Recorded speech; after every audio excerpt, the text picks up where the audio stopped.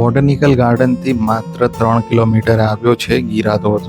આમ તો આ ધોધ ચોમાસાના સમયે લોકો વિઝિટ કરે છે, જ્યારે આનું રૌદ્ર સ્વરૂપ લગભગ કેનેડા અને અમેરિકા વચ્ચે આવેલા નાયગ્રા ફોલ જેવો હોય છે.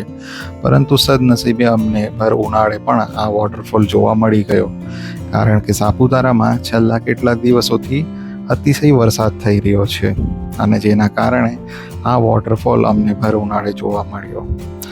અને નો ડાઉટ આ લોકેશન એક બહુ જ ફોટોજેનિક લોકેશન છે, જ્યાં કોઈ પણ પ્રી વેડિંગ ફોટોગ્રાફી શૂટ કરવી હોય અથવા તો શોર્ટ ફિલ્મ બનાવવી હોય કે વાઇલ્ડ લાઈફનું ડોક્યુમેન્ટેશન કરવું હોય તો બહુ જ યોગ્ય જગ્યા હોઈ શકે.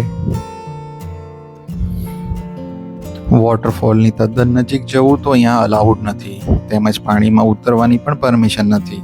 ફોરેસ્ટ ગાર્ડ અને હોમ ગાર્ડ્સ यहाँ પર સતત નિગરાની કરતા હોય છે, પરંતુ તમે અહીંયા બેસીને આ દ્રશ્યોની મજા માણી શકો છો. વોટરફોલના પાર્કિંગ એરિયાની નજીકમાં ચા નાસ્તાની સગવડ છે, તો તમે ત્યાં તમારા ચા નાસ્તા સાથે પણ આ દ્રશ્યોની મજા માણી શકો છો. ફેમિલી પિકનિક માટે આ એક અદ્ભુત સ્થાન થઈ શકે એમ છે.